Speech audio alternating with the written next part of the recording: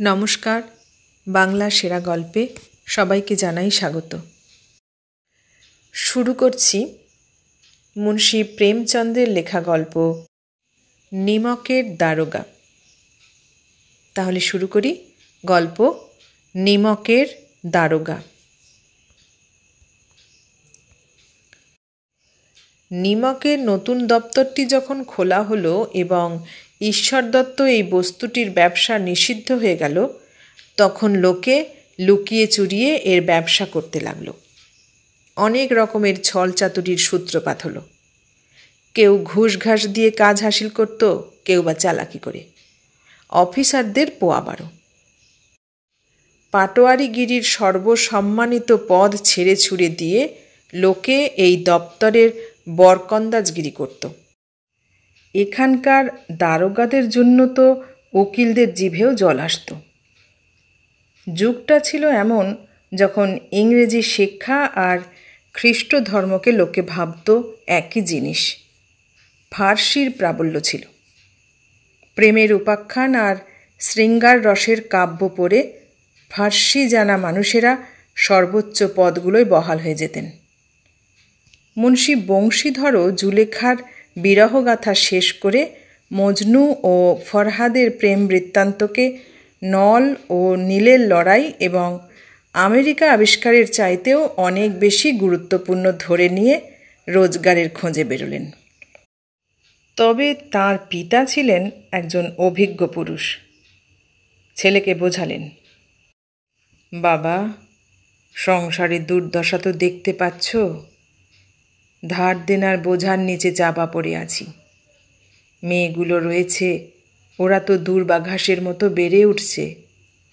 আমি হচ্ছি নদীর ধারের গাছ, জানি না কবে পড়ে যাব। এখন তুমিই কার্যত বাড়ির কর্তা। চাকরির বেলায় পদটার দিকে তাকিও না, ও তো পীরের দরগা।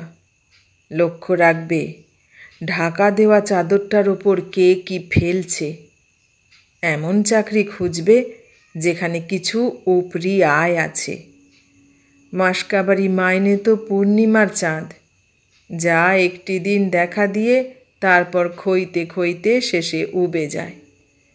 উপরি আয় বহমান স্রোত, যা দিয়ে সব সময় তেষ্টা মেটে। বেতন দেয় মানুষে, তাই তাতে বৃদ্ধি নেই। উপরি রোজগার দেন ভগবান, তাই তার ক্ষয় নেই। তুমি নিজে বিদ্বান, তাই তোমাকে আর কি বলবো। এই ব্যাপারে বুদ্ধি বিবেচনার বড় দরকার। মানুষকে দেখবে, তার প্রয়োজনটাকে দেখবে আর সুযোগ দেখবে, তারপর যা ভালো মনে হবে তাই করবে। গরজওয়ালা লোকের সঙ্গে কড়াকড়ি করলে লাভ, তবে বেগরজি লোককে নিজের কবজাতে পাওয়াটা একটু কঠিন। আমার কথাগুলোকে মনে গেঁথে নাও, এ আমার সারা জীবনের উপার্জন। এভাবে উপদেশ দিয়ে পিতা আশীর্বাদ করলেন। বংশীধর আজ্ঞাবহ পুত্র কথাগুলো মন দিয়ে শুনে বাড়ি থেকে রওনা হলেন। বিরাট এই সংসার ক্ষেত্রে শুধু ধৈর্য তার বন্ধু, বুদ্ধি তার পথপ্রদর্শক এবং স্বাবলম্বন তার সহায়। তবে শুভক্ষণে যাত্রা করেছিলেন। যেতেই নিমক দপ্তরের দারোগা পদে প্রতিষ্ঠিত হয়ে গেলেন। বেতন ভালো, আর উপরি আয়ের তো ঠিক ঠিকানাই নেই। শুভ সংবাদ পেয়ে বৃদ্ধ মুন্সিজির আনন্দের আর সীমা রইল না। মহাজনেরা খানিকটা নরম হল, আশালতা দুলে উঠল, পাড়াপড়শিদের হৃদয়ে শুল বেঁধতে লাগল। শীতকাল, রাতের বেলা। নিমকের সেপাই চৌকিদারগুলো সব নেশায় বোঁদ হয়ে আছে। মুন্সী বংশীধর এই জায়গায় এসেছেন এখনও 6 মাসের বেশি হয়নি, কিন্তু এটুকু সময়ের মধ্যে তিনি তাঁর কর্মদক্ষতা এবং উত্তম আচরণে অফিসারদের মোহিত করে ফেলেছেন। অফিসাররা তাকে খুব বিশ্বাস করতে শুরু করেছেন। নিমকের দপ্তর থেকে মাইলখানেক পূর্ব দিক দিয়ে যমুনা নদী বয়ে চলেছে। ওর উপরে নৌকা দিয়ে একটি পুল বানানো। দারোগা সাহেব দরজা বন্ধ করে সুখনিদ্রায় নিদ্রিত। হঠাৎ ঘুম ভেঙে যেতে নদীর জলকল্লোলের জায়গায় গাড়ি ঘোড়ার গড়গড়ানি এবং মাল্লাদের কোলাহল শুনতে পেলেন। উঠে বসলেন তিনি। এত রাতে গাড়ি নদী পেরোচ্ছে কেন? নির্ঘাত কিছু না কিছু গোলমাল আছে। যুক্তিতর্ক সন্দেহটাকে বাড়িয়ে তোলে। ইউনিফর্ম পরে পিস্তলটাকে পকেটে রেখে ঘোড়া ছুটিয়ে নিমেষের মধ্যে তিনি পুলে এসে পৌঁছলেন। দেখলেন গাড়ির একটা লম্বা সারি পুল পেরিয়ে যাচ্ছে। ধমক দিয়ে উঠে জিজ্ঞেস করলেন, এসব গাড়ি কার? কিছুক্ষণ সব চুপচাপ। লোকগুলোর মধ্যে গুজগুজ ফুসফুস শুরু হলো। তারপর সামনের লোকটি বললে, পণ্ডিত আলোপিদিনের। কে পণ্ডিত আলোপিদিন? দাতাগঞ্জের। মুন্সি বংশীধর চমকে উঠলেন। পণ্ডিত আলোপিদিন এ এলাকার সবচেয়ে মানি জমিদার। লাখ লাখ টাকার তার লেনদেন। এই অঞ্চলে কি ছোট কি বড় কে এমন আছে যে তার কাছে ঋণী নয়? ব্যবসাটাও বেশ বড়সড়। বড় ধরিবাজ লোক। ইংরেজ অফিসাররা তার এলাকায় শিকার করতে এসে তাঁরই অতিথি হন। 12টি মাস তাঁর সদাব্রত চলে। মুন্সিজি জিজ্ঞেস করেন, গাড়ি যাবে কোথায়? উত্তর আসে, কানপুর। গাড়িতে কি আছে? এ প্রশ্নে আবার নীরবতা ছেয়ে যায়। দারোগা সাহেবের সন্দেহ আরও বেড়ে যায়। কিছুক্ষণ উত্তরের জন্য অপেক্ষা করে চেঁচিয়ে বলেন, তোমরা কি সব বোবা নাকি? আমি জিজ্ঞেস করছি, এ গাড়িগুলোতে কি চাপানো আছে? এবারেও কোনো উত্তর না পেয়ে তিনি ঘোড়াটাকে একটি গাড়ির গা ঘেঁষে দাঁড় করিয়ে বস্তা হাতড়ে দেখেন। সন্দেহ দূর হয়ে যায়। সবই নুনের ডেলা বোঝাই। পণ্ডিত আলোপিদিন তাঁর সুসজ্জিত শকটটিতে চড়ে খানিকটা ঘুমুতে ঘুমুতে খানিকটা জাগতে জাগতে আসছিলেন। হঠাৎ কয়েকজন গাড়োয়ান ঘাবড়ে গিয়ে এসে তাকে জাগিয়ে বলে, মহারাজ, দারোগা গাড়ি আটকে দিয়ে ঘাটে দাঁড়িয়ে আপনাকে ডাকছেন। লক্ষ্মী ঠাকরুনের উপরে পণ্ডিত আলোপিদিনের অগাধ আস্থা। তিনি বলতেন, ইহ সংসারের কথা তো ছাড়, স্বর্গেও লক্ষ্মীরই রাজত্ব। তাঁর কথাটা যথার্থও বটে। ন্যায় নীতি সবই তো লক্ষ্মীর হাতের পুতুল। ওদের তিনি যেমন খুশি নাচান। আলোপিদিন শুয়ে শুয়েই গর্ব ভরে বললেন, চলো, আমি যাচ্ছি। এ কথা বলে পণ্ডিতজি খুবই নিশ্চিন্ত মনে ধীরে সুস্থে পানের খিলি সেজে খেলেন। তারপর গায়ে বালাপোষ জড়িয়ে দারোগার কাছে এসে বললেন, বাবুজি, আশীর্বাদ। বলুন, কি এমন অপরাধ করলাম যে গাড়িগুলো সব আটক করা হয়েছে? আমরা ব্রাহ্মণ, আমাদের উপরে তো আপনার কৃপাদৃষ্টি থাকা উচিত। বংশীধর রুক্ষ স্বরে বললেন, সরকারি হুকুম। পণ্ডিত আলোপিদিন হেসে বললেন, আমি সরকারি হুকুম জানি না, সরকারকেও চিনি না। আমার সরকার তো আপনি। এ তো আমার আপনার ঘরোয়া ব্যাপার। আমি কি আপনার পর হতে পারি? আপনি মিছিমিছি কষ্ট করলেন। এখান দিয়ে যাব আর এ ঘাটের দেবতাকে পূজা দেব না, এ কি একটা কথা নাকি? আমি নিজেই তো আপনার সেবায় আসছিলাম। বংশীধরের মনে ঐশ্বর্যের মোহনবাসী কোনো দোলা দেয় না। সততার নবীন উচ্ছ্বাস।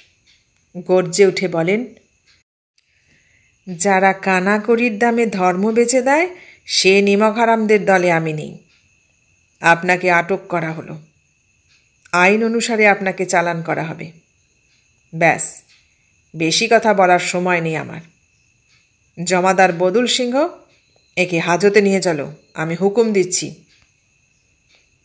পণ্ডিত আলোপিদিন স্তম্ভিত হয়ে যান। গাড়োয়ানদের মধ্যে হুড়োহুড়ি পড়ে যায়। জীবনে বোধ হয় এই প্রথম পণ্ডিতজিকে এতটা কড়া কথা শুনতে হলো। বদলু সিংহ এগিয়ে যায় বটে, কিন্তু পণ্ডিতজির প্রতিপত্তির কথা ভেবে তার হাত ধরতে সাহস করে না। ধর্মের হাতে অর্থের এমন অনাদর পণ্ডিতজি জীবনে দেখেননি। ভাবেন ও এখনও একগুঁয়ে যুবক, মায়ামোহের জালে এখনও জড়ায়নি, ছেলে মানুষ, তাই সংকোচ করছে। বড় করুণভাবে বলেন, বাবু সাহেব, অমন করবেন না, আমি শেষ হয়ে যাব, ইজ্জত সব ধুলোয় মিশে যাবে। আমাকে অপমান করে আপনার কী লাভ হবে? আমাকে পর ভাববেন না। বংশীধর কঠোর স্বরে বলেন, আমি এসব কথা শুনতে চাই না। আলোপিদিন যে অবলম্বনটিকে কঠিন শিলাখণ্ড বলে ভেবেছিলেন, সেটি পায়ের নিচ থেকে সরে গেছে বলে মনে হলো। তাঁর আত্মাভিমান এবং ধন ঐশ্বর্য প্রচণ্ড আঘাত পায়, তবে এখনও মুদ্রার সংখ্যাগত শক্তিতে তার পুরো ভরসা রয়েছে। গোমস্তাকে বলেন, লালাজি, 1000টি টাকার নোট বাবু সাহেবকে নজরানা দাও, উনি এখন ক্ষুধার্ত সিংহ হয়ে আছেন। বংশীধর গরম হয়ে বললেন, 1000 কেন, 1,00,000ও আমাকে ন্যায়ের পথ থেকে টলাতে পারবে না। ধর্মের নির্বোধ দৃঢ়তা এবং দেবদুর্লভ ত্যাগ দেখে অর্থ খুবই ক্ষুব্ধ হয়। তারপর উভয় শক্তির মধ্যে সংগ্রাম শুরু হয়। অর্থ লাফিয়ে লাফিয়ে আক্রমণ করতে শুরু করে। 1 থেকে 5, 5 থেকে 10, 10 থেকে 15, তারপর শেষে 15 থেকে 20,000 পর্যন্ত পৌঁছায়। কিন্তু ধর্ম অলৌকিক বীরত্বের সঙ্গে এই বহু সংখ্যক সেনাদলের সম্মুখে একাকী একটি পর্বতের মতো অটল অবিচল হয়ে দাঁড়িয়ে থাকে। আলোপিদিন হতাশ হয়ে বলেন, এর চাইতে বেশি আর আমার সাহস নেই, এরপর আপনার বিচার। বংশীধর জমাদারকে হাঁক দেন। বদলু সিংহ মনে মনে দারোগা সাহেবের মুণ্ডুপাত করতে করতে পণ্ডিত আলোপিদিনের দিকে এগিয়ে যায়। পণ্ডিতজি ভয় পেয়ে 2-3 পা পিছিয়ে যান। একান্ত কাতর মিনতি করে বলেন, বাবু সাহেব, ঈশ্বরের দোহাই, দয়া করুন, 25,000 রফা করতে আমি রাজি আছি। সে অসম্ভব। 30,000 কোনো মতেই সম্ভব নয়। 40,000 কি নয়? 40,000 কেন, 40 লাখেও অসম্ভব। বদলু সিংহ, এই লোকটাকে এক্ষুনি গ্রেপ্তার করো, আমি আর একটা কথাও শুনতে চাই না। ধর্ম অর্থকে পায়ের তলায় পিষে ফেলে। আলোপিদিন একজন হৃষ্টপুষ্ট মানুষকে হাতকড়া নিয়ে তাঁর দিকে এগিয়ে আসতে দেখেন। চারদিকে হতাশ ও কাতর নয়নে তাকান, তারপর হঠাৎ মূর্ছিত হয়ে পড়ে যান।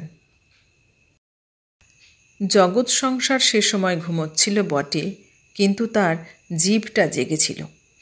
সকাল হতেই দেখা গেল বালক বৃদ্ধ সবার মুখেই খবরটা শোনা যাচ্ছে। যাকেই দেখুন সেই পণ্ডিতজির এই কাণ্ড নিয়ে টিপ্পনি কাটছে।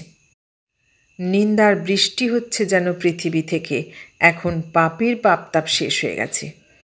জলকে দুধ বলে চালায় যে গয়লা, ভুয়া রোজনামচা লিখে খাতা ভর্তি করে যেসব অফিসার, রেলে বিনা টিকিটে সফর করে যেসব বাবু, জাল দলিল দস্তাবেজ তৈরি করে যেসব শেঠ সাহুকার, তারা সবাই ঘাড় নেড়ে নেড়ে কথাটা বলছে যেন তারা নিজেরা সব এক একটি দেবতা।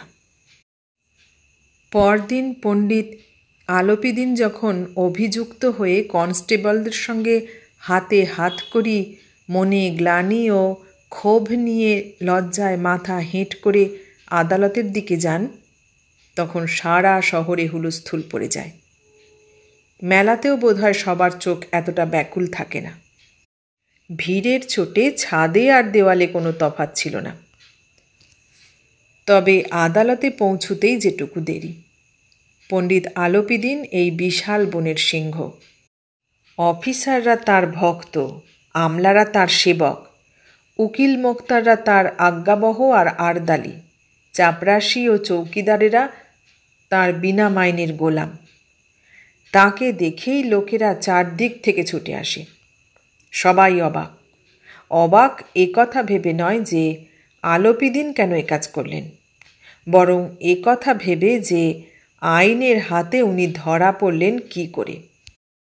অসাধ্য সাধন করে এমন সম্পদ এবং অনন্য বাকপটুতা যার করায়ত্ত, এমন একজন মানুষ কেন আইনের হাতে ধরা পড়বে? প্রতিটি লোক তাকে সহানুভূতি দেখাচ্ছে। এই আক্রমণকে প্রতিহত করার জন্য খুবই তৎপরতার সঙ্গে উকিলদের একটি বাহিনী প্রস্তুত হয়ে যায়। ন্যায় বিচারের রণাঙ্গনে ধর্ম ও অর্থের সংগ্রাম শুরু হয়। বংশীধর চুপচাপ দাঁড়িয়ে। তার হাতে সত্য ছাড়া না আছে কোনো শক্তি, স্পষ্ট ভাষণ ছাড়া না আছে কোনো হাতিয়ার। সাক্ষীরা রয়েছে বটে, তবে তারাও লোভে টলমল। এমনকি মুন্সিজিরও মনে হলো ন্যায়ও তাঁর প্রতি কিছুটা রুষ্ট। এটি ন্যায় বিচারের দরবার হলেও এখানকার কর্মচারীদের উপরে পক্ষপাতিত্বের নেশা চেপেছে। কিন্তু পক্ষপাতিত্ব আর ন্যায় বিচারের মধ্যে মিল কোথায়? যেখানে পক্ষপাতিত্ব, সেখানে ন্যায় বিচারের কল্পনাও করা যায় না। মোকদ্দমা শিগগিরই মিটে যায়। ডেপুটি ম্যাজিস্ট্রেট তার রায় লেখেন, পণ্ডিত আলোপিদিনের বিরুদ্ধে পেশ করা সমস্ত প্রমাণ ভিত্তিহীন এবং ভ্রমাত্মক। তিনি একজন খুব প্রতিপত্তিশালী লোক।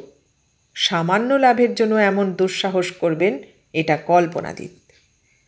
যদিও নিমকের দারোগা মুন্সি বংশীধরের দোষ বেশি নেই, তবু এটা বড় দুঃখের বিষয় যে তাঁর একগুঁয়েমি এবং অবিচারের ফলে একজন ভালো মানুষকে হয়রানি সহ্য করতে হলো। আমরা সন্তুষ্ট এজন্য যে তিনি তাঁর কর্তব্য সম্বন্ধে সজাগ ও সচেতন। তবে নিমক দপ্তরের দিনে দিনে বেড়ে চলা নিমক হালালি তাঁর বিবেক ও বুদ্ধিকে ভ্রষ্ট করে দিয়েছে। ভবিষ্যতে তার হুঁশিয়ারি হয়ে চলা উচিত। উকিলরা এই রায় শুনে আনন্দে লাফিয়ে উঠলেন। পণ্ডিত আলোপিদিন হাসতে হাসতে বেরিয়ে এলেন। স্বজন বান্ধবেরা টাকার হরিল্লুট দিলেন। উদারতার সাগর উথলে উঠল। তার ঢেউগুলো আদালতের ভিতটাকেও নাড়িয়ে দেয়। বংশীধর যখন বাইরে এলেন, তখন চারদিক থেকে তার উপরে ব্যঙ্গবাণ বর্ষিত হতে থাকে। চাপরাশিরা খুব ঝুঁকে ঝুঁকে সেলাম করতে থাকে। এই সময়ের একটি কটু বাক্য, এক একটি ইঙ্গিত বংশীধরের অহংকারের আগুনকে জ্বালিয়ে দিতে থাকে। এই মোকদ্দমায় জিতলেও বোধহয় তিনি এতটা মাথা উঁচু করে চলতেন না।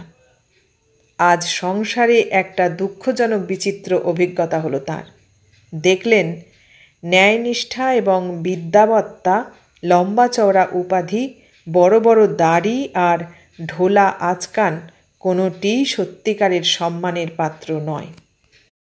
বংশীধর অর্থের সঙ্গে শত্রুতা যেচে নিয়েছেন। তার মূল্য তাকে পরিশোধ করতেই হবে। বড় জোর একটি সপ্তাহ কেটেছে কি কাটেনি, সাময়িক বরখাস্তের পরোয়ানা এসে পৌঁছয়। কর্তব্য পরায়ণতার দণ্ড মেলে। বেচারা ভগ্ন হৃদয়ে, শোকে দুঃখে ব্যথিত মনে বাড়ি ফিরে যান। বুড়ো মুন্সিজি তো আগে থেকেই গজর গজর করছিলেন যে যাবার সময় ছেলেটাকে পই পই করে বোঝালাম, কিন্তু ছেলেটা একটা কথাও শুনল না। সবই নিজের খেয়াল খুশি মতো করছে। আমি এদিকে মহাজন আর সুদখোর বেনের তাগাদার ঝক্কি পোয়াবো, বুড়ো বয়সে ভক্ত সেজে বসবো, আর ওখানে শুধু ওই শুকনো বেতন। আমরাও তো চাকরি করেছি, কোনো উঁচু পদেও ছিলাম না, কিন্তু রোজগার যা করেছি চুটিয়ে করেছি। আর উনি ইমানদার হতে চলেছেন। নিজের ঘর অন্ধকার, মসজিদে বাবুর বাতি চাই। ঠিক অমন বুদ্ধিকে, লেখাপড়া সবই ভস্যে ঘি ঢালা। এর অল্প কদিন পরেই মুন্সি বংশীধর এই দুরবস্থা মাথায় নিয়ে বাড়ি ফিরে এলেন। বুড়ো বাবা তখন সব খবর শুনে নিজের কপাল চাপড়াতে থাকেন। বলেন, ইচ্ছে করছে তোমার আমার দুজনেরই মাথায় বাড়ি মারি। অনেকক্ষণ ধরে ক্ষোভে দুঃখে হাত কামড়াতে থাকেন। রেগেমেগে কিছু কড়া কথাও বলে ফেলেন। বংশীধর যদি ওখান থেকে চলে না যেতেন তাহলে নিশ্চয়ই ক্রোধটা বিকট রূপ ধারণ করত। বৃদ্ধা মায়েরও দুঃখ হয়। তাঁর জগন্নাথ ধাম আর রামেশ্বর যাত্রার স্বাদ ধুলোয় মিশে যায়। গিন্নি তো কদিন ভালো করে কথাই বলেন না। এভাবে 1 সপ্তাহ কেটে গেল। একদিন সন্ধেবেলা বুড়ো মুন্সিজি বসে বসে রামনামের মালা জপছেন। এমন সময় তাঁদের দরজায় একটি সাজানো রথ এসে দাঁড়ালো। সবুজ আর গোলাপি পর্দা, একজোড়া পশ্চিমা বলদ, তাদের গলায় নীল সুতো, শিংগুলো পেতল দিয়ে মোড়া, লাঠি কাঁধে কয়েকজন চাকর সঙ্গে। মুন্সিজি এগিয়ে গিয়ে অভ্যর্থনা করতে ছুটলেন। দেখেন পণ্ডিত আলোপিদিন। নত হয়ে দণ্ডবৎ করে খোসামুদি করে কথা বলতে শুরু করেন। কি ভাগ্য আমাদের, তাই আপনার শ্রীচরণের ধুলো আমাদের দুয়ারে পড়েছে। আপনি আমাদের পূজনীয় দেবতা, আপনাকে কি করে মুখ দেখাবো? আমাদের মুখে তো চুনকালি পড়েছে, কিন্তু কি করব? কুসন্তান হতভাগা ছেলে আমার, না হলে আপনার কাছে কেন আমার মুখ লুকোতে হবে? হায়, এমন পুত্র না দিয়ে ঈশ্বর যদি আমায় নিঃসন্তান রাখতেন। আলোপিদিন বললেন, না দাদা, ও কথা বলবেন না। মুন্সিজি অবাক হয়ে বললেন, এমন সন্তানকে কি আর বলবো? আলোপিদিন বাৎসল্য মাখা স্বরে বললেন, কুল তিলক ও বংশের কীর্তি উজ্জ্বল করে এমন ন্যায়পরায়ণ মানুষ কজন পৃথিবীতে হয়, যারা ধর্মের জন্য নিজেদের সব কিছু ত্যাগ করতে পারেন? পণ্ডিত আলোপিদিন বংশীধরকে বললেন, দারোগা সাহেব, খোসামুদি করছি ভাববেন না। খোসামুদি করার জন্য আমার এতটা কষ্ট করার দরকার ছিল না। সেদিন রাত্রে আপনি আপনার ক্ষমতা বলে আমাকে গ্রেপ্তার করেছিলেন, আর আজ আমি স্বেচ্ছায় আপনার হাতে গ্রেপ্তার হতে এসেছি। আমি হাজার হাজার ধনীমানি দেখেছি, হাজার হাজার উঁচু পদাধিকারীর সঙ্গে কাজ করেছি, কিন্তু আমাকে হারিয়ে দিয়েছেন শুধু আপনি। আমি সবাইকে আমার আর আমার অর্থের কৃতদাস বানিয়ে ছেড়েছি। আমাকে অনুমতি দিন, আপনার কাছে কিছু প্রার্থনা করি। বংশীধর আলোপিদিনকে আসতে দেখে উঠে দাঁড়িয়ে অভ্যর্থনা করেছিলেন বটে, তবে আত্মমর্যাদা বজায় রেখে। ভেবেছেন এই মহাশয়টি তাকে লজ্জা দিতে আর জ্বালাতন করতে এসেছেন। ক্ষমা প্রার্থনা চেষ্টা করেননি, উল্টে তার বাবার ওই তেল মাখানো কথাগুলো তার কাছে অসহ্য মনে হয়েছে। এখন পণ্ডিতজির কথা শুনে মনের ময়লা দূর হয়ে যায়। ভাষা ভাষা চোখে পণ্ডিতজির দিকে তাকান। সদ্ভাবের আভাস চোখে পড়ে। আত্মাভিমান এবার লজ্জার কাছে নতি স্বীকার করে। লজ্জা পেয়ে বলেন, আপনি মহৎ, তাই এ কথা বলছেন। আমি যে ঔদ্ধত্য প্রকাশ করেছি তার জন্য ক্ষমা করুন। আমি ধর্মের শৃঙ্খলে বন্দী ছিলাম, তা নইলে তো আপনার সেবক। যা আদেশ করবেন তাই আমার শিরোধার্য। আলোপিদিন বিনীতভাবে বলেন, নদীর ধারে সেদিন আপনি আমার প্রার্থনা স্বীকার করেননি, কিন্তু আজ স্বীকার করতেই হবে। বংশীধর বলেন, আমি কিসের যোগ্য? তবু আমার দ্বারা যেটুকু সেবা সম্ভব তাতে ত্রুটি হবে না। আলোপিদিন একটি স্ট্যাম্প লাগানো কাগজ বের করে বংশীধরের সামনে রেখে বলেন, এই পদটি আপনি গ্রহণ করুন। আমি ব্রাহ্মণ, যতক্ষণ না আপনার সম্মতি পাই আমি দরজা ছেড়ে নড়ব না। কাগজখানা পড়ে কৃতজ্ঞতায় মুন্সী বংশীধরের দু চোখ জলে ভরে ওঠে। পণ্ডিত আলোপিদিন তার সমস্ত সম্পত্তির স্থায়ী ম্যানেজার নিযুক্ত করেছেন তাকে। ৬,০০০ টাকা বার্ষিক বেতন ছাড়াও দৈনন্দিন খরচ আলাদা। চড়বার জন্য ঘোড়া, থাকবার জন্য বাংলো, চাকর বাকর মোপতে।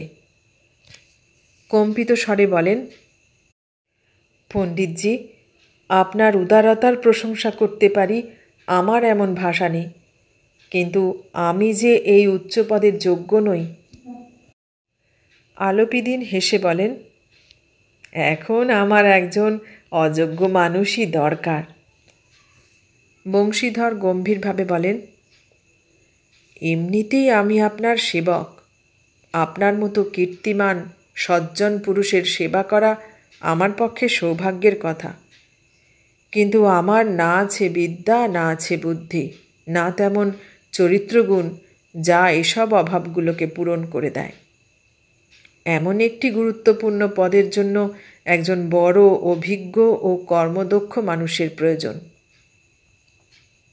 আলোপিদিন কলমদান থেকে কলম বের করে সেটিকে বংশীধরের হাতে দিয়ে বলেন, আমার পাণ্ডিত্যের দরকার নেই, নেই অভিজ্ঞতা, দক্ষতা বা কার্যকুশলতার চাহিদা। এইসব গুণের মাহাত্ম্যের পরিচয় আমার পাওয়া হয়ে গেছে।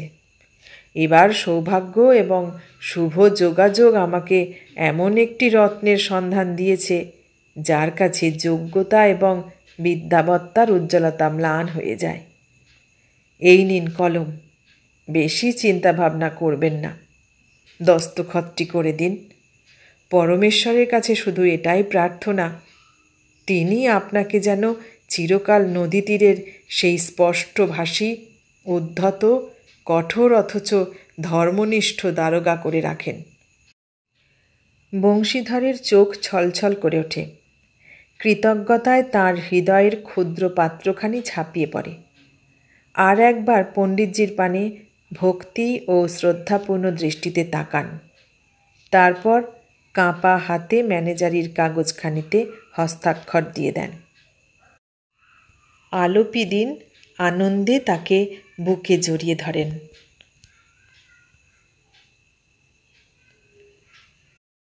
এতক্ষণ শুনলে মুন্সী প্রেমচন্দের লেখা গল্প নিমকের দারোগা। কেমন লাগলো গল্পটা? ভালো লাগলে লাইক, কমেন্ট, শেয়ার করো। আর নতুন বন্ধু হলে সাবস্ক্রাইব করার অনুরোধ রইল। সবাইকে অনেক ধন্যবাদ জানিয়ে আজ এখানেই শেষ করলাম।